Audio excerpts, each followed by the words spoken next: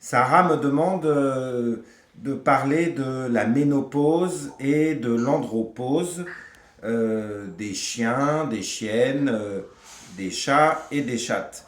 Donc c'est un sujet complexe et c'est un sujet vaste.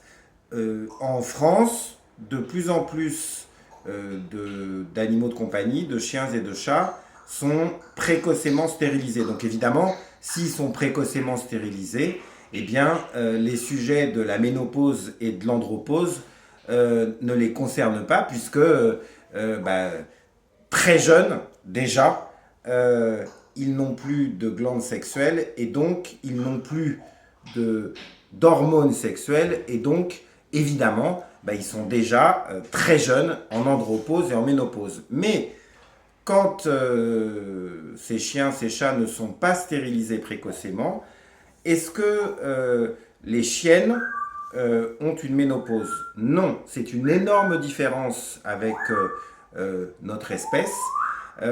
Chez les chiennes, il n'y a pas de ménopause. Mais il y a évidemment un impact de l'âge sur les cycles ovariens. Et qu'est-ce qui se passe en général?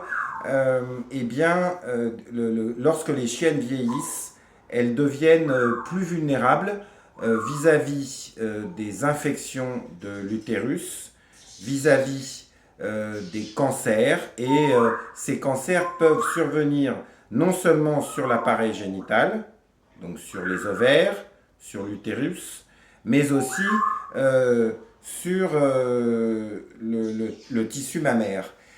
Donc ça, c'est l'impact du vieillissement sur le cycle ovarien et les cycles sexuels chez les chiennes.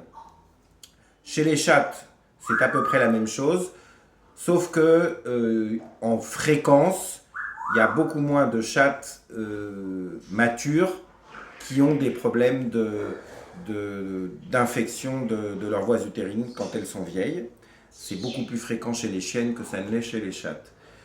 Pour les mâles, eh bien, les chiens mâles, ils sont beaucoup plus sujets, là aussi quand ils vieillissent, à des cancers des testicules. Dans notre espèce, nous les hommes, on est plus sujets au cancer de la prostate ou aux hyperplasies de la prostate. Chez les chiens qui vieillissent, il y a aussi des hyperplasies de la prostate. À mes yeux, c'est même pas quelque chose qui devrait être considéré comme pathologique parce que l'écrasante majorité des chiens non stérilisés qui vieillissent ont la prostate qui grossit et on leur fait aujourd'hui énormément d'examens d'imagerie par des imageurs et moi je trouve pas qu'on devrait entre guillemets pathologiser l'hyperplasie de la prostate. En revanche, c'est vrai qu'il faut vraiment surveiller les testicules des chiens qui vieillissent parce que les testicules peuvent cancériser et quand c'est le cas, mieux vaut qu'il soit, en tout cas le testicule qui cancérise, mieux vaut qu'il soit retiré, qu'on fasse un bilan d'extension pour s'assurer qu'il n'y a pas de métastase et que pour le reste du temps de vie du chien, il soit surveillé. Est-ce que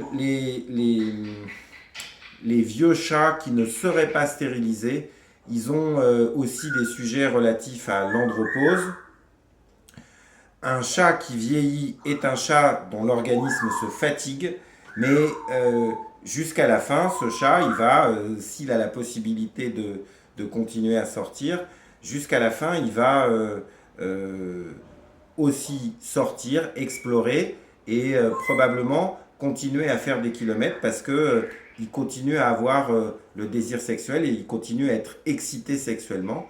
Et donc pour cette raison, il va se mettre en danger en allant se balader. Il y a aussi beaucoup d'éleveurs de chats qui donc font vivre leurs chats en captivité et leurs chats vieillissent. Et en fait, on se rend compte que autant chez les vieux chiens non stérilisés que sur les vieux chats non stérilisés, eh bien, si on continue à les mettre à la reproduction, eh ben, ils ont finalement les mêmes problématiques que nous, les humains qui vieillissons, c'est-à-dire qu'ils ont une densité de sperme qui diminue, ils ont une capacité à être fertile qui diminue aussi. Donc, grosso modo, ça peut être comparé à ce qui est fréquemment décrit pour nous les hommes matures.